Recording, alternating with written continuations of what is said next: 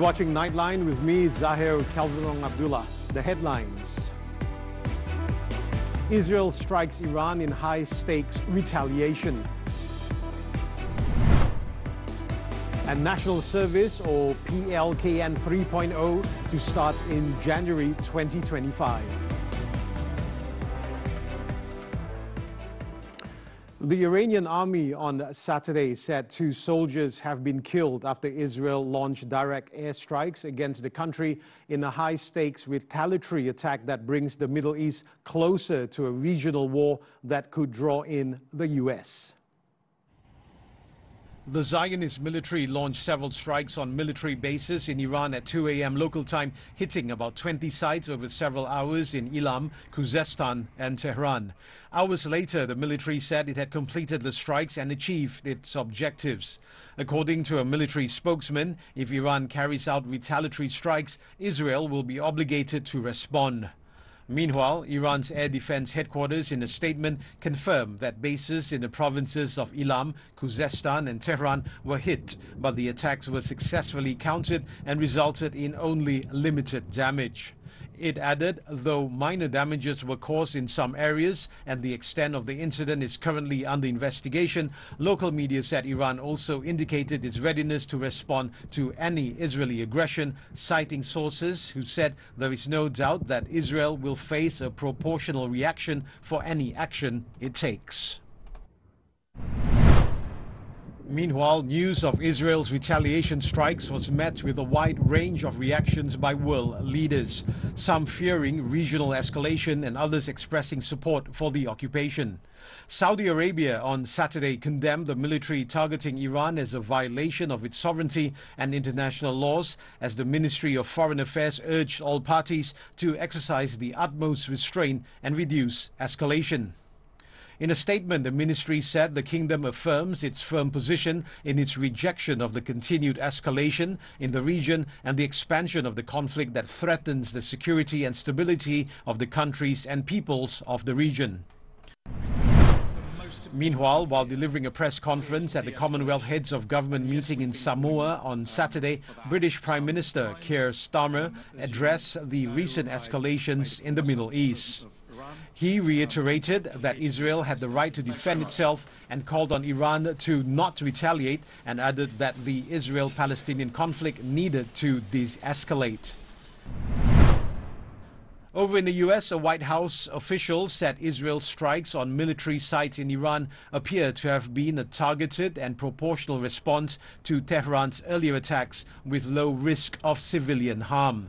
The official said this should be the end of direct exchange of fire between the two countries, adding that the U.S. has multiple direct and indirect channels of communication with Iran where it has made its position clear.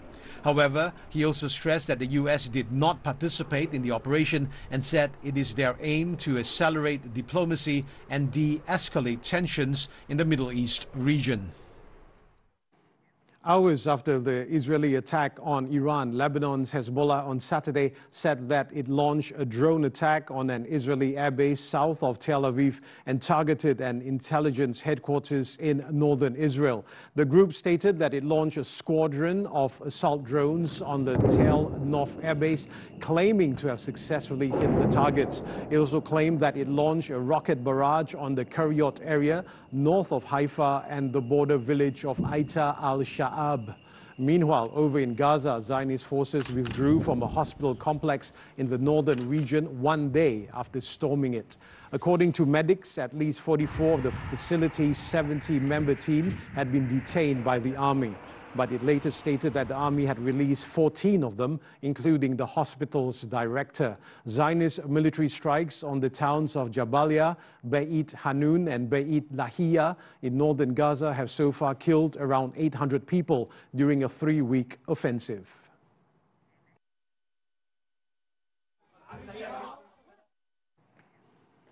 Back home, the Foreign Ministry has confirmed that no Malaysians have been affected by the attacks by Israel on Iran.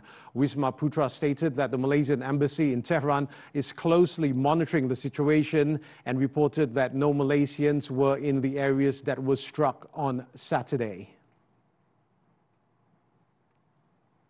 In a statement, the ministry advised all Malaysians in the country to remain calm, stay vigilant, and follow the latest updates and guidance provided by local authorities. The ministry also condemned the attacks, stating that they constitute a blatant violation of international law and seriously undermine regional stability. Wisma Putra also noted that the scale, number of casualties and damage are still being determined. It also stated that Israel's ongoing aggression and actions taken with impunity have significantly affected or will continue to impact the security and future stability of the Middle East, pushing the region closer to the brink of a wider conflict. The revamped National Service Training Program NS 3.0 will commence in phases beginning in January next year. For a start, the program will be conducted at 2 military camps in Kuala Lumpur and Pahang, involving 500 participants.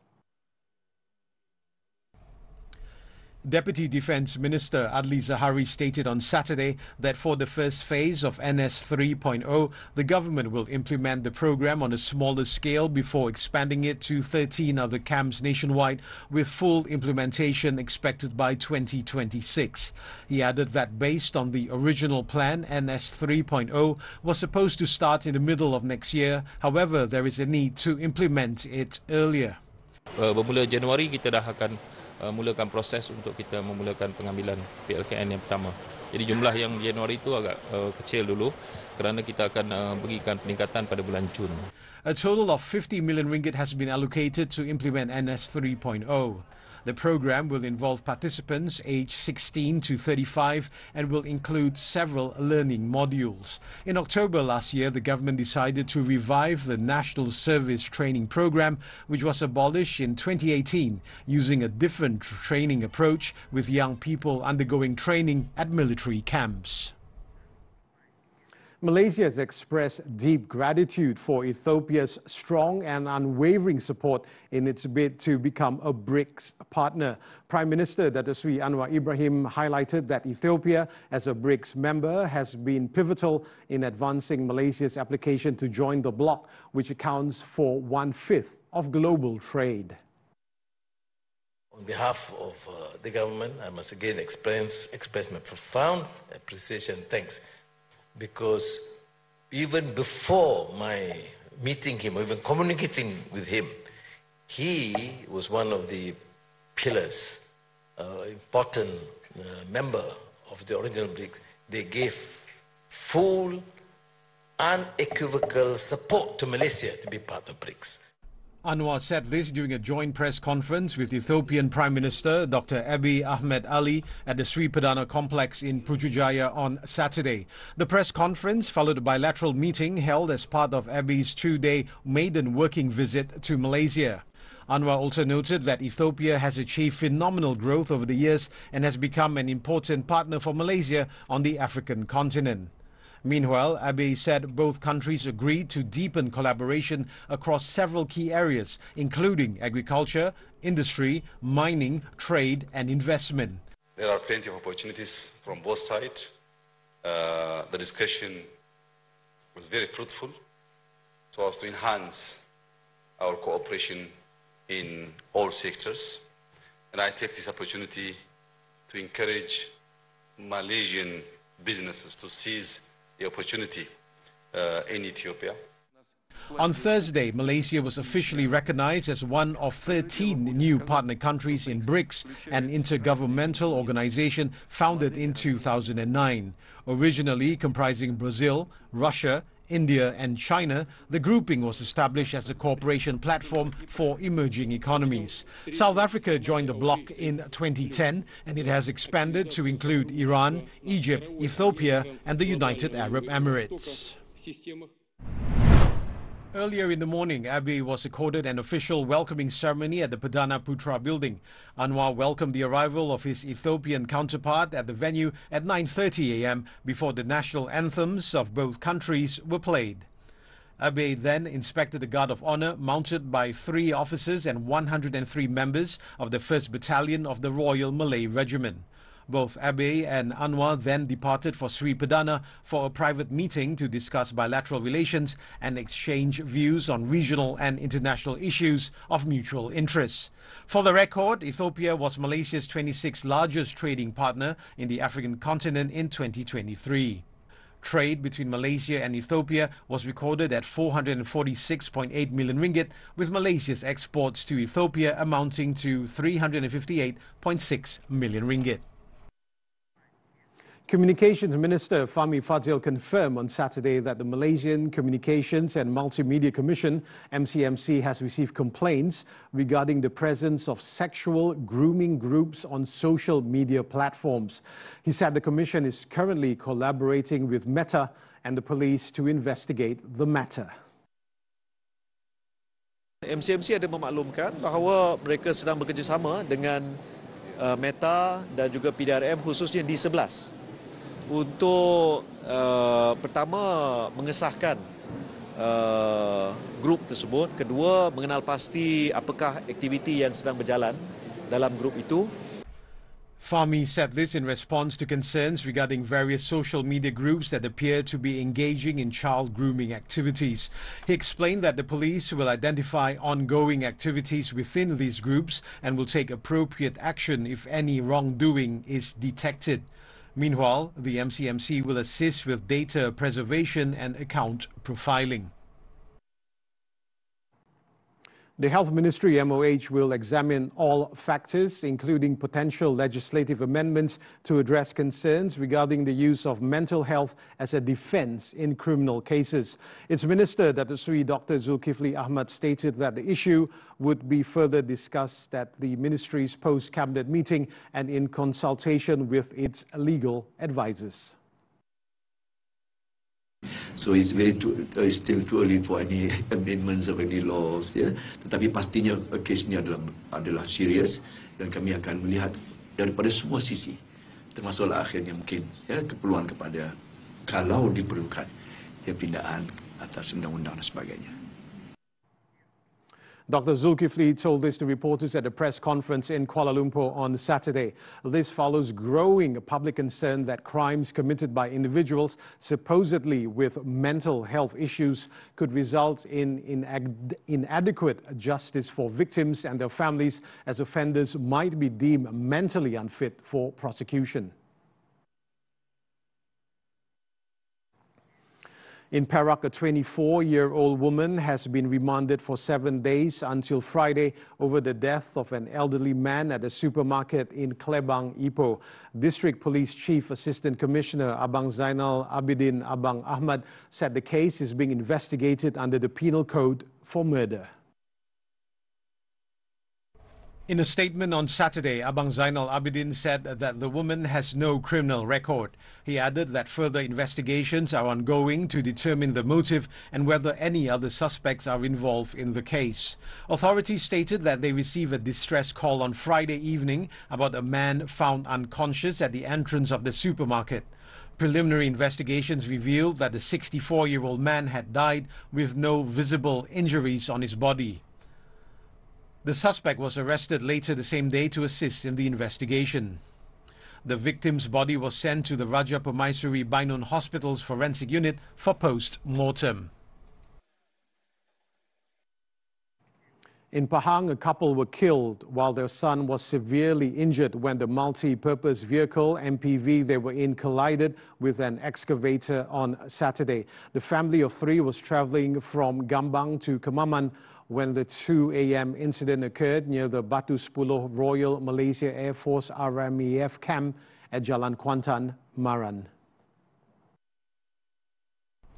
The victims were identified as 42-year-old Muhammad Fadli Muhammad Abidin, who was driving the MPV, his wife, 50-year-old Rohafiza Taha, and their son, 11-year-old Muhammad Osman Wafi.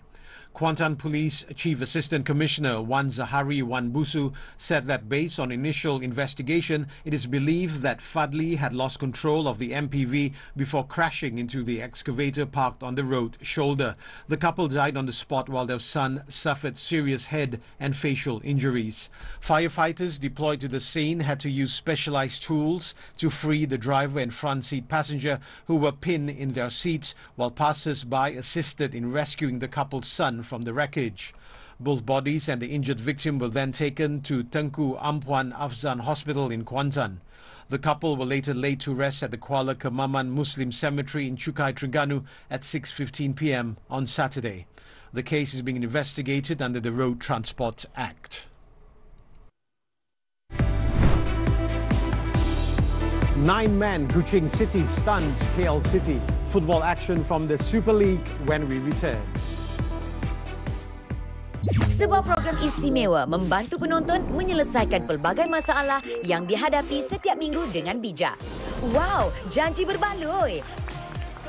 Menampilkan pelbagai produk berkualiti keperluan terkini, pakej combo dan tawaran harga paling berbaloi dan eksklusif buat penonton. Jangan ketinggalan, saksikan siaran langsung di TV9. Wow, janji berbaloi! Wow! Tompin merupakan lubuk kepada ikan layaran ni. Ada je angler yang datang. Cari safely. License besar lah untuk angler. Okey, triple strike. Tangkap ikan ni dia jadi macam satu trofi lah. Kebanggaan lah. Best seller kita adalah ladu, candy, barfi dengan jelebi lah. So, untuk Deepawali ni, kita special lah jual 100% homemade. Resepi mak saya ramai minat lah. Pada mulanya, saya hidup senang saja. Bila mak saya sakit atau ayah sakit, hidup saya dah macam lebih susah. Saya pun tak tahu ujian apa yang Allah yang kasih kita. Ya Allah, makcik hanya harap pada gantung pada dia je. Makan minum makcik ke, dia lah jaga. Makcik terlantar, dia lah yang angkat makcik pergi bilik air ke, mandi ke. Apa kau cakap lepas aku puji kau boleh nyanyi? Aku nak pergi uji bakat dekat TV3. Yes, betul. TV3 sekarang tengah buat uji bakat untuk program reality nyanyian yang baru. Muat naik video nyanyian korang yang very demure, very mindful selama 1 minit di TikTok sebelum 17 November. Tag akaun @TV3 Malaysia dan hashtag Bakat Baru TV3. Apa lagi? Let's go!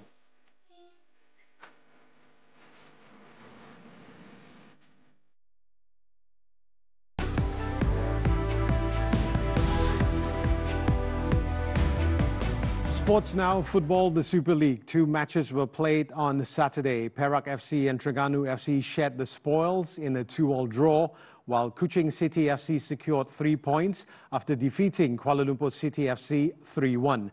At the Sarawak Stadium, the hosts opened the scoring just 1 minute into the game, thanks to an own goal by KL City's Giancarlo Galifuoco. Petrus Shitembi then extended their advantage in the first half during added time before Paulo Josui converted a penalty to pull one back for KL City 2 minutes after the hour mark. Kuching City, however, put the ball in the net again through Kipe Chiche 6 minutes later to seal a comfortable 3-1 win at home. The Cats are now in 5th place with 18 points, while KL City are in 9th place. Hockey now, the 2024 Sultan of Johor Cup. The national youth squad ended the competition in 6th place after losing 3-0 in a penalty shootout following a 2-2 tie with Japan at the Johor Hockey Stadium in Taman Jaya on Saturday. Malaysia initially took the lead through Cik No Aquila in the 3rd minute before Japan levelled with a 48-minute strike from Yuto Higuchi.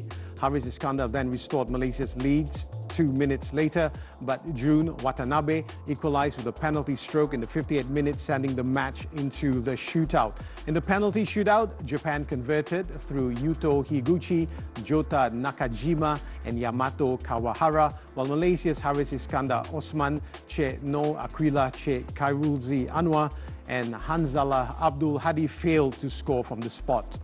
Meanwhile, in another match, Britain staged a thrilling comeback to clinch their fourth title after edging Australia 3-2.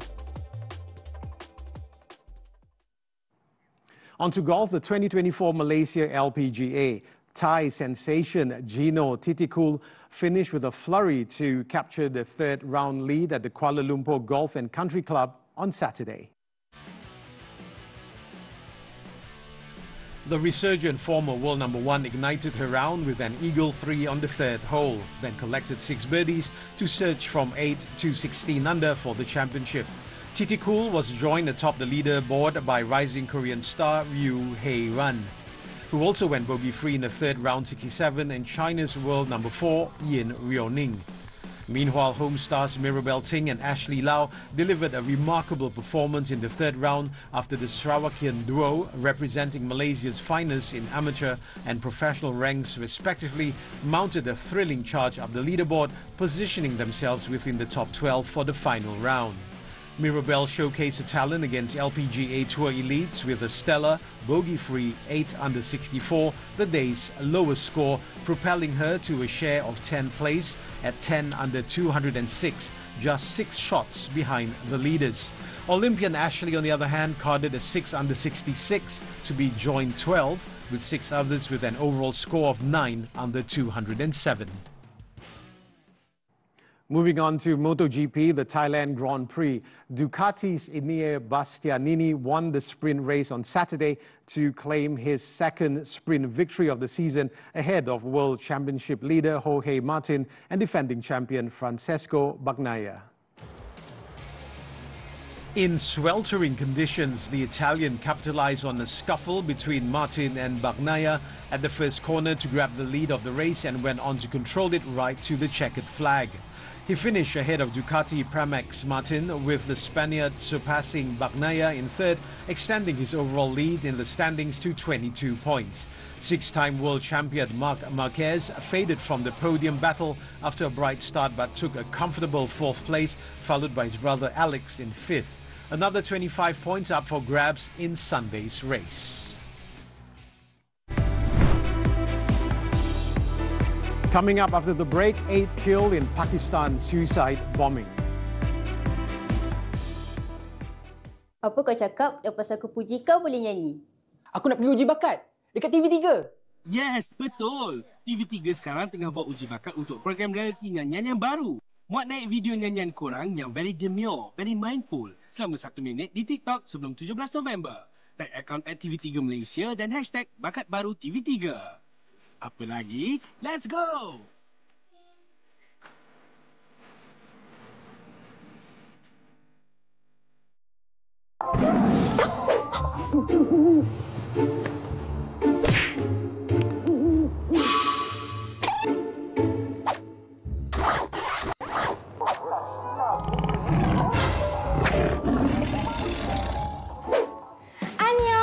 Tonton ada banyak drama dan filem Korea terbaik. Muat turun aplikasi tonton sekarang. Layan upah sampai pagi.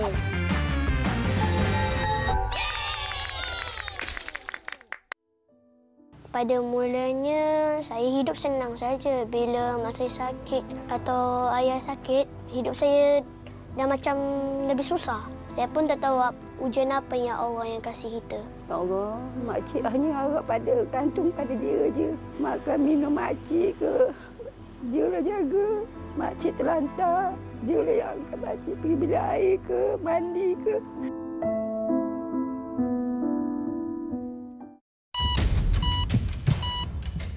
Kekal cakna, kekal sihat. Hello Doktor merungkai pelbagai persoalan kesihatan anda. Penyakit kronik, pemakanan, kesihatan mental, semuanya demi kesejahteraan anda. Setiap minggu bersama tenaga pakar kesihatan terbaik Malaysia, segalanya terjawab dalam Hello Doktor setiap Ahad 5.30 petang di TV3 dan stream juga melalui Tonton.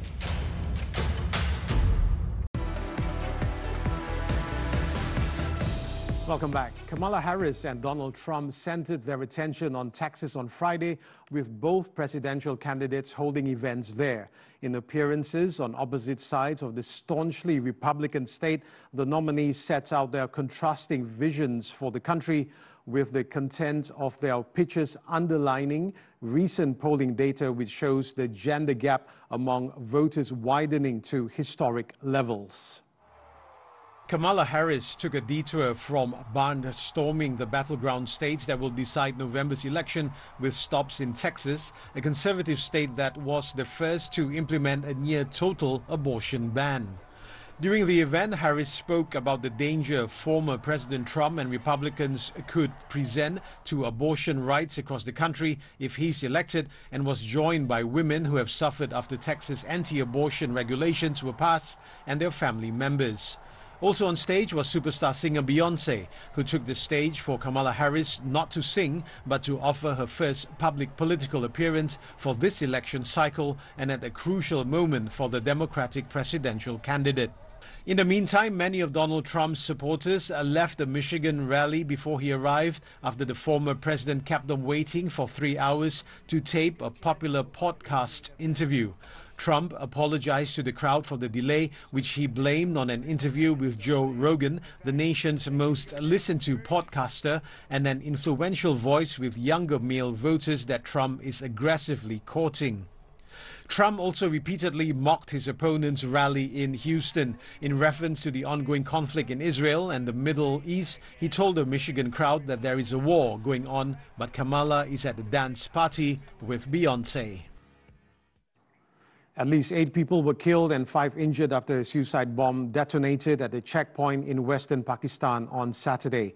According to officials, the attack, claimed by a little-known militant group calling itself Aswad-ul-Harb, saw the bomber setting off the blast from the back of a motorbike rickshaw near the town of Mir Ali in Khyber Pakhtunkhwa province.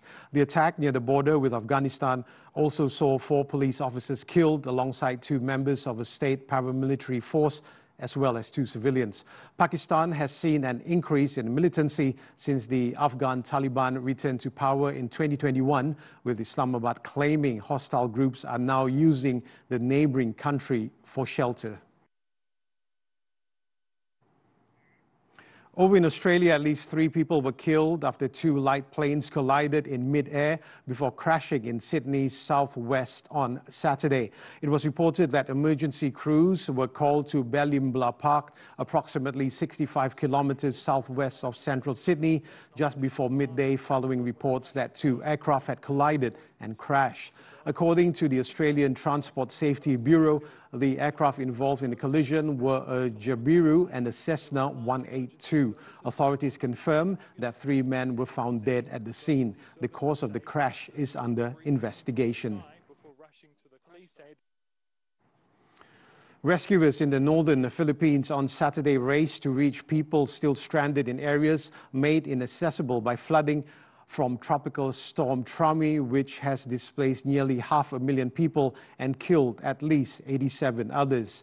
In Batangas, 2 hours south of the capital, rescuers were using backhoes and shovels to dig through mud as high as 3 meters in a desperate search for those missing in areas hit by landslides. The National Disaster Agency reported that about 495,000 people have been displaced by the flooding, which has submerged hundreds of villages in swaths of the northern Philippines. Meanwhile, Trami's death toll inched higher, with Bicol and Batangas province in south of Manila accounting for the majority of the fatalities.